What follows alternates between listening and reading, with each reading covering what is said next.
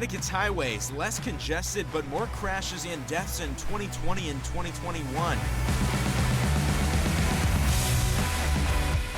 Our roads now deadlier than they've ever been, and there are fewer police and less enforcement on Connecticut roadways. Is the data backing that up?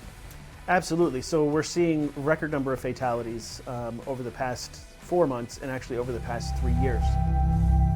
Reckless driving a norm now, especially on highways. We've caught on camera numerous vehicles weaving in and out of lanes, and it's caused horrific accidents.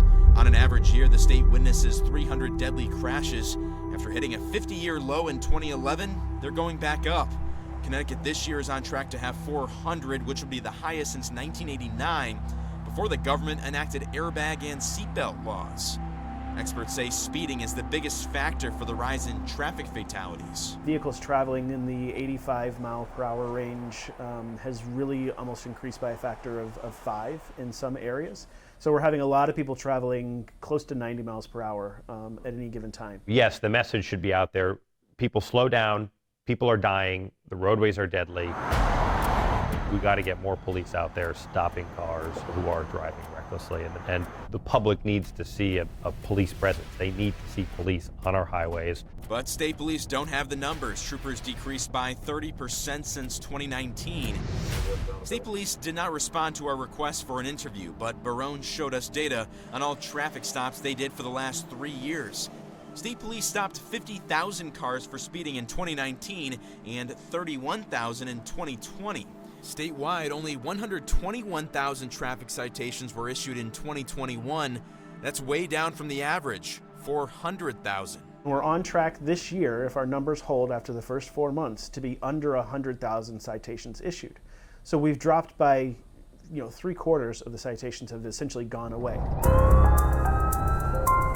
While state police enforcement during the pandemic also dropped dramatically, a News 8 review of traffic stops over the last 3 years shows that state police enforcement is slowly returning to pre-pandemic levels, while local police departments are lagging behind. State police are pretty much matching where they were in 2019. It's the municipalities that are down. So, where we need help is the 94 towns that have police department, which is the majority of policing in the state. We have 7,000 police officers, the majority of which are municipal officers. We need them out there.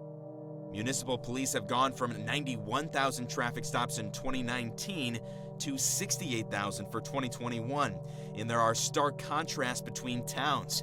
In Shelton and Portland, traffic stops reduced by nearly 90% from 2019 to 2021.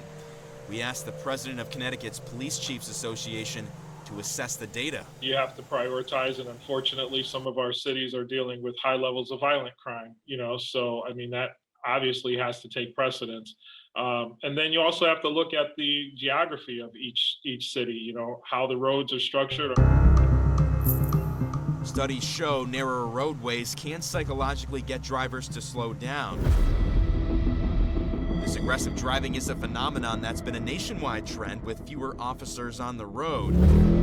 Meanwhile, this new generation of dangerous and aggressive drivers needs to see that laws will be enforced, says an instructor at Chase 2 Driving School in Wethersfield. I get complacent. We live in a society where we need we need laws, we need rules, and we need some type of enforcement. Vic Diaz is a strong believer in retesting every 10 years to retain licenses.